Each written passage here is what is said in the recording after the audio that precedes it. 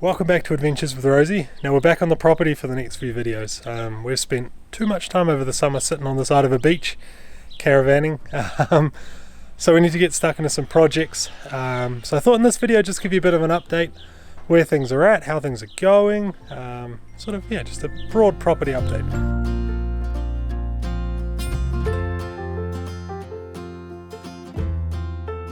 So would you believe it, our wall is finally fixed. I can't remember when the earthquake was, but I want to say it was almost a year ago, if not sort of 9-10 months ago.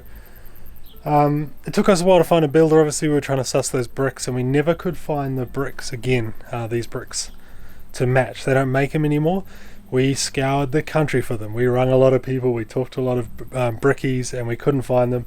Went for this timber cladding, and then Chelsea just painted this the other day, similar colour to match the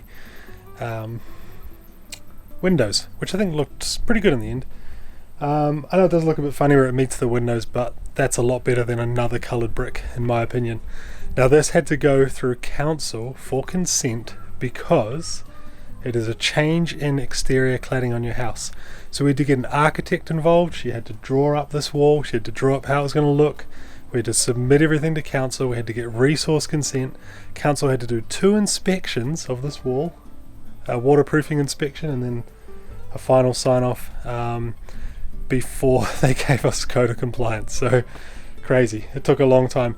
But believe it or not, it actually came in pretty much bang on what the insurance company were willing to pay out. So all worked out, it just took a long time. We did end up with a bit of a flashing down the bottom where the it sits on top of the brick, so that flashing goes up under the wood to the waterproofing side, so if water got behind the wood it comes down the flashing. So that does look a little strange, but pretty happy. We've actually got a secret plan for this wall as well. Maybe leave your guesses in the comments. What do you reckon we're going to do with this wall in a future video? Now our firewood situation is getting out of hand. I think I've said in a bunch of previous videos that we're sick of chopping firewood, and you can see we've just been splitting here today, but we figure we might as well fill up this carport. So that's how much we've split so far, plus our woodshed over there which is full, plus behind the woodshed we've stacked firewood. We've probably got this much firewood again out there in the paddock that hasn't been chopped up yet, maybe even more. So Chelsea and I thought, stuff it, let's just go crazy, let's devote day after day to splitting firewood. We can fill this carport. Man, it would be a problem if it caught fire, this carport. There's a lot of dry wood under here, but let's just fill this whole carport, and then over the years we'd start we're putting it up on pallets to keep it up off the ground and keep the concrete clean. And what we can do over the years is, as we use the firewood, we can just start reclaiming our carport, water blast the concrete. Eventually one day we'll have it back. But we figured we burnt about a woodshed full, maybe 3/4 of a woodshed of wood last year, just because we work from home. So we're burning our fire all day long. So we've probably got maybe 3 or 4 years of wood chopped, seasons of wood chopped so far, and probably at least another couple of years of wood left to chop. So if I can get 5 or 6 years of wood chopped and stacked in here, I don't care how it looks, because every time we use it we're just gonna, it's free wood essentially, isn't it? It's just time to chop it and split it and stack it. Speaking of firewood, and specifically pine cones, you may recall in the past, I think I showed you all the pine cones we had. When our trees came down, we started picking up the pine cones, and we're going to use that money to go on a bit of a holiday. So we're going to sell the pine cones, and we've actually booked flights to Rarotonga in September. So we're super pumped for that. My whole side of the family is going on a family vacation overseas. So we're pretty excited for that. We figure the pine cones we sell can be extra swimming money, so I can go swimming with turtles or whatever. So we had about 60 bags of pine cones, big feed bags of pine cones stacked up in the shed waiting. Then the other day we had a really cold snap here, like just a real out of character cold snap here in Taupo, like when you contemplated turning the heat pump on or lighting the fire. We even put an extra blanket on our bed, it was that cold. And Chelsea was like, I wonder if people will start thinking about winter now. So she put a post up on like our community notice board on Facebook, and she sold 60 bags of pine cones in an afternoon. So we sold them for what did we do? We did 6 bags for $50, big bags. or $10 a bag. So a bit more expensive than we sold them for last year, but she sold them, no joke, probably in the space of 2 hours. We've had people coming all week picking up bags of pine cones. So yeah, we might be swimming with turtles in Rarotonga. That's exciting. But yeah, they've been going real well, and we've actually got a waiting list now, so we've got to go out there and start picking pine cones up, putting them in the sun to open, because we've got probably the next 20 or 30 bags spoken for as well. So it's going to probably pay for our, I don't know, maybe our accommodation over there, hopefully, maybe not. So Chelsea's little garden patch has been doing pretty awesome as well this year. It's been really nice to eat some of our own produce. She did a round of onions, garlic, shallots, and then and potatoes, and then she replanted the beds. We got corn at the moment. We've had awesome strawberries this year. Blueberries as well have come in, which has been great. Our apricot tree. We had a tree on this property and the neighbours didn't know what it was. Not the neighbours, sorry, the people that used to live here. And when we moved in, we gave it a really good prune. And this year we've had apricots. So it's an apricot tree. It's an old tree, but it produced heaps of apricots. So that was pretty cool. We got courgettes coming out of our ears, gherkins, pickles we've been growing coming out of our ears, and our watermelons have even taken off. So lots growing in the garden. We got pumpkins up here.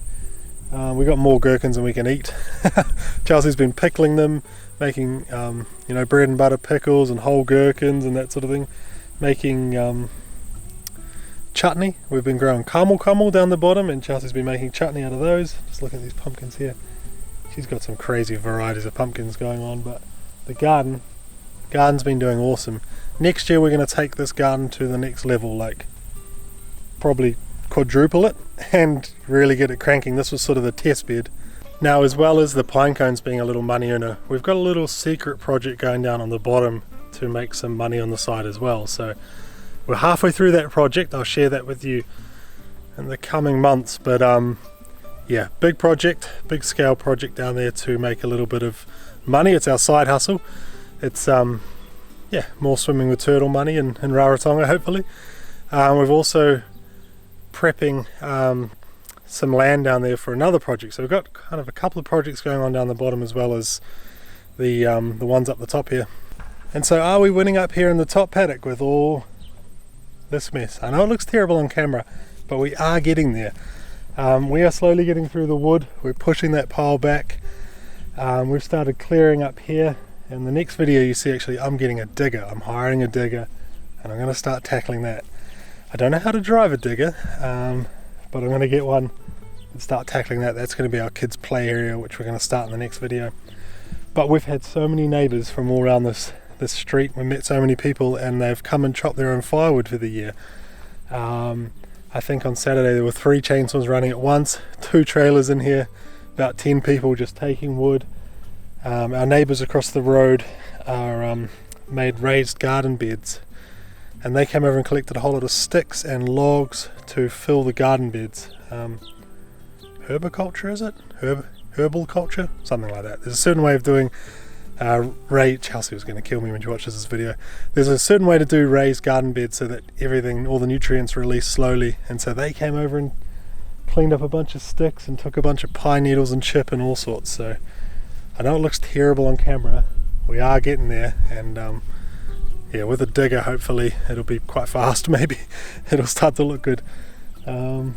Yeah, I mean, the grass is cooked down here, unfortunately, and because we've been driving trailers around and quad bikes and all that, I think we'll worry about the grass next year. We'll get everything cleaned up and then kind of worry about the weeds in the grass and the patches where the trees hit and the grass never came back. Well, quick little update there for you. We have so much planned on this property in the coming months.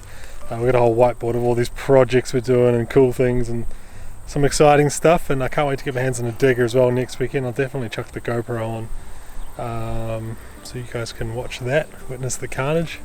In my mind it's going to go perfect. I'm going to spend a couple of hours leveling all that area off, and it's going to be primo, but might not be quite what I'm imagining. But yeah, thank you for watching. We've got 2 videos out this week, so I'll have another property video for you in a couple of days. See you then.